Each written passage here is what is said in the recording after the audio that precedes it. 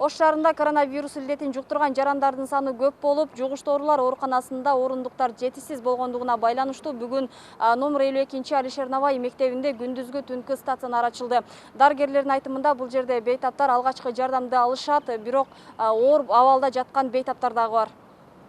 Күндүзгү түнкү стационарга келгендердин көпчүлүгүнүн ковид илдети аныкталып жатат. Бул жерде бейтаптар үчүн атайын дары-дармектер даярдалып, аппараттар дагы жетиштүү. Бейтаптар алгач 118 номер аркылуу байланышып, андан кийин тез жардам аркылуу дал ушул стационарга алып келишет. Андан соң бул жердеги дарыгерлер эң алгачкы жардамды көрсөтүп жатышат.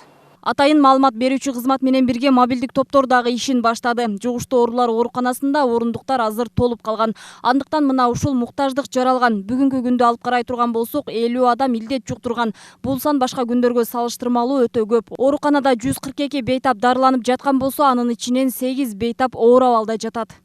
Жөтөлү бар, температурасы бар, өзүн алсыз сезип, тердеп атам деп арганы, кээ положительный деле бар арасында. Бул жерден анан кийин ошо бейтаптар кабыл алат. 24 саат биздин дарыгерлер жана медициналык кызматкерлер кечиктирилгис медициналык жардамды беребиз. Дарыгерлер орнун жайылып кетпес үчүн эң эле оңой бет кап тагынып жүрүүнү сунуштаганы менен ал сунуштагы аткарылбай илдеттин күчөп жатканына себеп болууда. Саламаттыкты сактоо министрлигинин Ош шаары боюнча координатору мамлекеттик ишканалар мүмкүн болушунча онлайн режимге өтүүсүн сунуш кылып жатат. Айрыкча мамлекеттик кызматтардын мүмкүнчүлүгү болушунча, кайсыл мамлекеттик кызматтарда онлайн режимде иштегенге мүмкүнчүлүк болсо, бардыгын онлайнга өткөзүү чектөөлөрү каралды. Андан сырткары биздеги ошол базардын дүйшөмбү күнү жабылып, санитардык ошол тазалоо иштерин жүргүзүү иштери каралып жатат.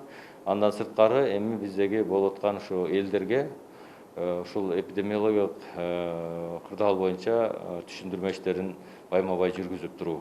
Шаардык бийликтин берген маалыматы боюнча студенттер мамлекеттик экзамендерин онлайн режимде тапшырат. Ал эми тойканаларда адам саны 50% гана түзүп, аралык сакталышы керек. Буга байланыштуу түшүндүрүү иштери бүгүндөн тарта жанданып, текшерүүлөр башталат. Статистика боюнча Ош шаарынын өзүндө эле ооруга чалдыккандардын саны 4000ден ашты. Ошон үчүн биздеги азыркы кырдаалыбыз бир аз курчуп атат десек дагы жаңылышпайбыз. Башка айларга салыштырмалуу бул дагы ички миграциянын көбөйгөндүгүнө байланыштуу.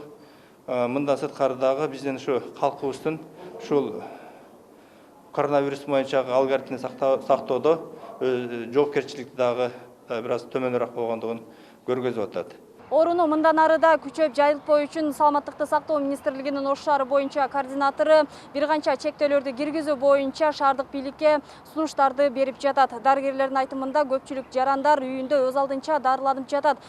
Бул туура эмес кадам экенин ар бир жаран сезиши керек. Мимоза Жаныбек кызы, Мирбек Конокбаев, Ынтымак.